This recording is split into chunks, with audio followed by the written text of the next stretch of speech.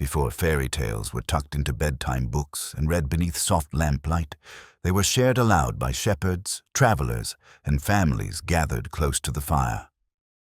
Long before the Brothers Grimm ever wrote them down, these stories wandered from village to village, carried by word of mouth, changing just a little each time they were told. Tonight's story comes from that older world, a quiet world of fields and flocks, kings and questions, and a small shepherd boy whose wisdom surprised everyone who met him. This is not a tale of magic spells or grand adventures, but of something far rarer: truth, innocence, and the power of a gentle voice being heard in a noisy world. Some stories shout to be remembered. This one whispers. So get comfortable, settle in, and listen closely, because the smallest voices often carry the greatest meaning. Before we begin, be sure to tap the like button and subscribe to Grandma's House for more classic fairy tales, gentle stories, and cozy moments like this one.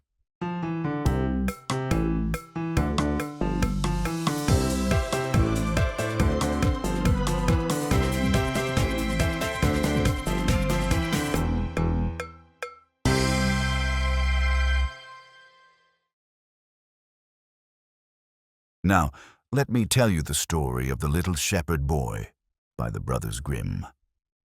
There was once on a time a shepherd boy whose fame spread far and wide because of the wise answers which he gave to every question. The king of the country heard of it likewise, but did not believe it, and sent for the boy. Then he said to him, "If thou canst give me an answer to 3 questions which I will ask thee, I will look on thee as my own child, and thou shalt dwell with me in my royal palace." The boy said, "What are the 3 questions?" The king said, "The first is, how many drops of water are there in the ocean?"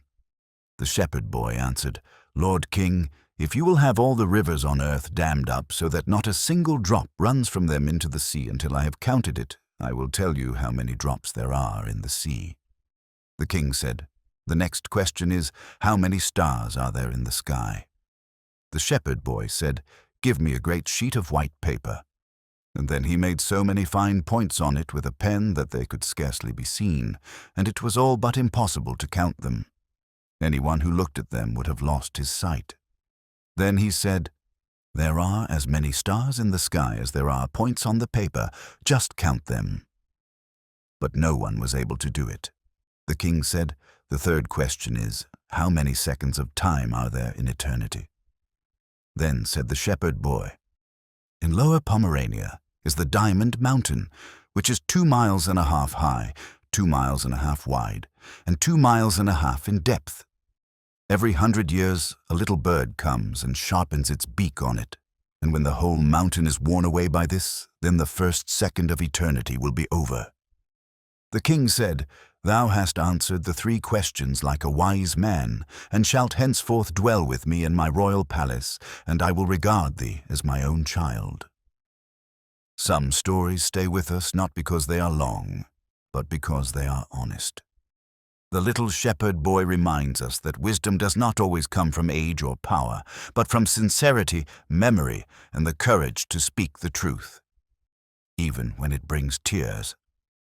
It is a quiet story, meant to be carried with you for a while. One to think about as the night grows still and the world slows just enough for gentle thoughts to find their way in. Thank you for spending this moment with me. If this story touched your heart, please remember to click the like button and subscribe so you never miss another timeless tale. Make sure to come back for more stories here at Grandma's House.